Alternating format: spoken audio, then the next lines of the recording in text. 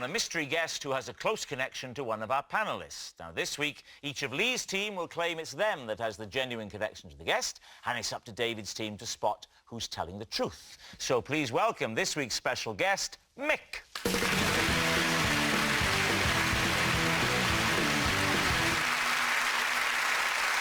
So, Gabby, what is Mick to you?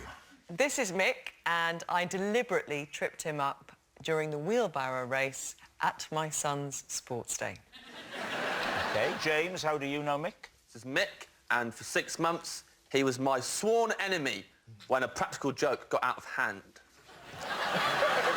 And finally, Lee. This is Mick, he's my son, and I'm only allowed to see him every second Friday.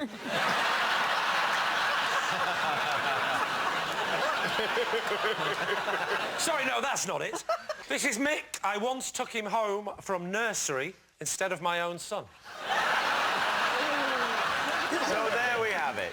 Is Mick Gabby's cheated child, James's feuding friend, or Lee's traded toddler? David's team, where would you like to begin? Well, Gabby, the wheelbarrow race, you were also a competitor. What was the format of the race, and how did the accident Your happen? classic sports day wheelbarrow race. Child is the wheelbarrow.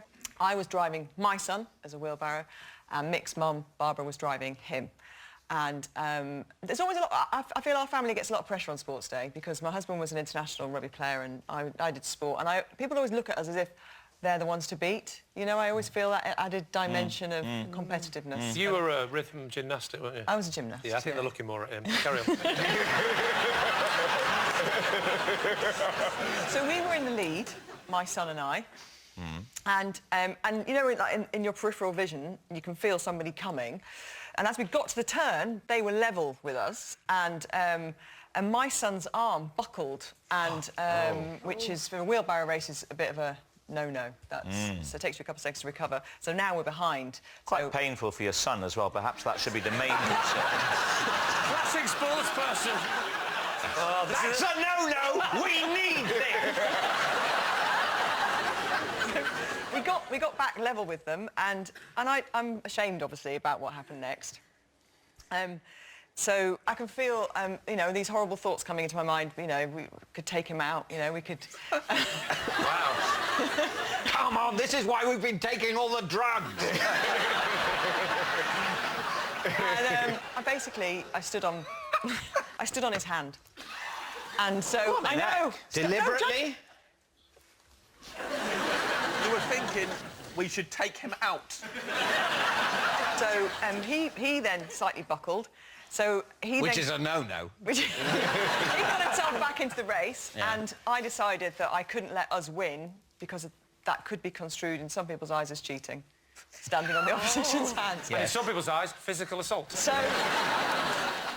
I had to then sabotage us because I couldn't let us win. So I deliberately kind of pushed my son into the ground. So you assaulted 2 children. I kind of just, you know, pretended to trip onto Reuben. So, right. And then his arms buckled, double buckle, which is a no. No. And that meant... Reuben is your boy? Yes, oh gosh, yes, yes, yes. You know, the one with the face like that. All right, who would you like to speak to next? OK, James, so Mick became your sworn enemy because of a practical joke. That got out of hand. That got out of hand. Yes. So what was the practical joke or prank? First of all, I'll say for the record, before we carry on, I hate this boy. I'm nothing but content for him, and I'm furious he's got on this show. I just think I feel I can only see him every second Friday.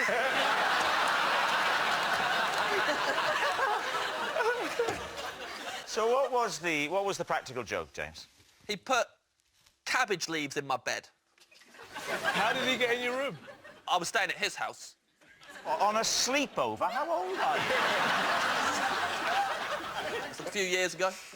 Yeah, well, he wouldn't have been born. He was 9. And you were, what, 31? I was, what, 28? 29? And how do you know him? I know his dad. He's his son.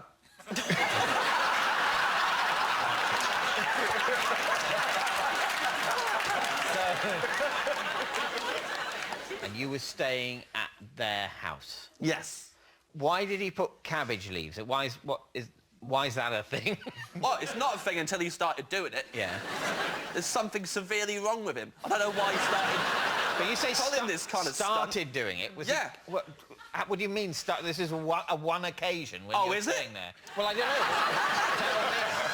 know. This is the first of many, David. I said got out of hand. I do not use those words lightly. So you regularly stay at the house of... Oh, no. Oh.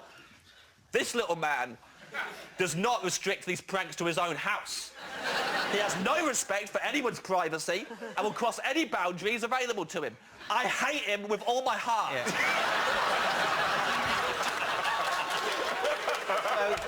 So he initially put cabbage leaves in the bed you were sleeping in when you were staying at his father's. Yes. Right? And then subsequently... Yes. He has followed you and put cabbage leaves in other places you've been sleeping. No. OK? What then? He sent me a cabbage in the post.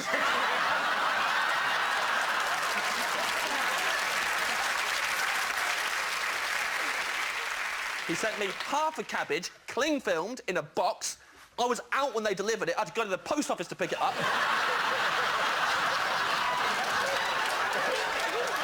There was a note inside that said, "You got cabbaged again." So, OK, so he's doing that. Did you, bearing in mind that this is a minor, did you at any... It was a major as far as I'm concerned. Did you at any point retaliate? Yeah, but it took me 6 months. What did you do? After 6 months of this... Well, but you say 6 months of this. Yeah. What is this? There's the initial cabbage leaves in the bed at his house. Yeah. And there's the posted half cabbage. Yeah. Anything else? His granddad cabbaged me to my face. What does that mean? Gave me a present. It was all wrapped up nice. I thought it was a nice present. I unwrapped it. It was another half a cabbage wrapped in cling film.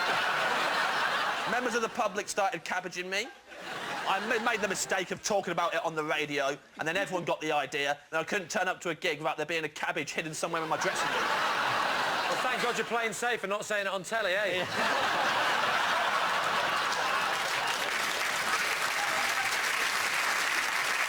So, did you retaliate? Absolutely did. I removed all of his belongings from his bedroom and replaced them with cabbages. That's, I would say, a disproportionate response. 6 months of my life, David. 6 months of my life of not knowing where the next cabbage was coming from. It was horrible. I had to go big. I've been cabbaged so many times. Somebody started a Twitter account, was tweeting pictures of cabbages on me every day. They said stuff like "Oi, oi, Savoy." It was horrible. And that was just the tip of the iceberg. It's a lettuce, you idiot! Oh, but come on, cut me some slack! No. I would say that compete with anyone that. who can enjoy that joke about a lettuce would have to be a sociopath.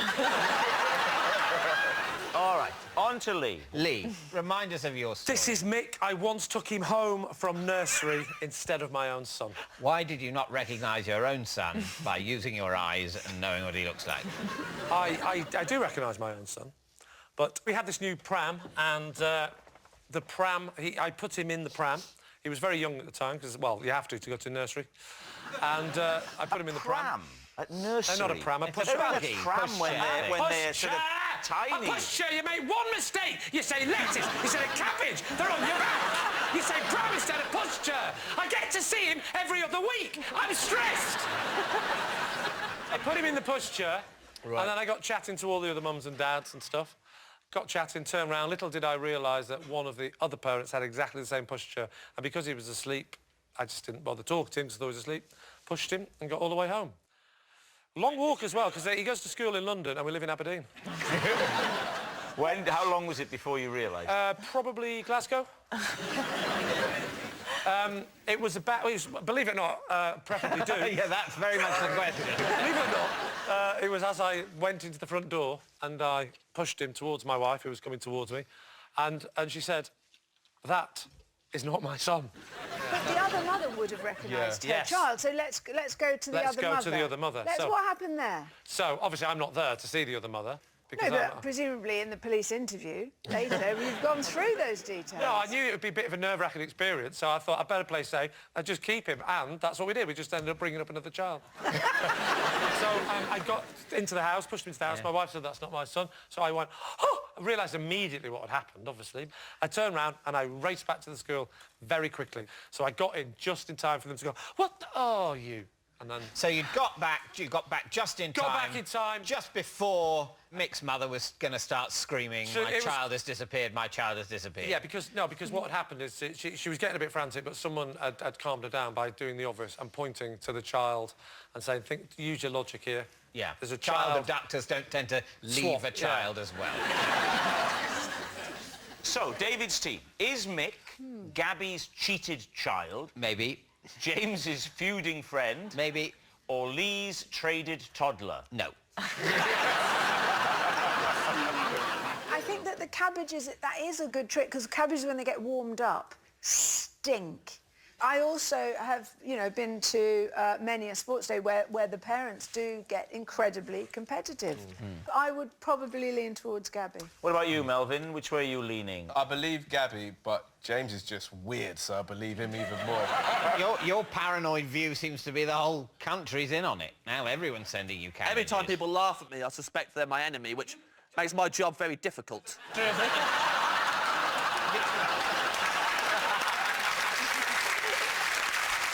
You think Gabby, but James even more. And David thinks it's me, so... Yeah. Oh, I don't know. James. You're going for James. Mick, would you please reveal your true identity? I'm Mick, and I am James's worst enemy.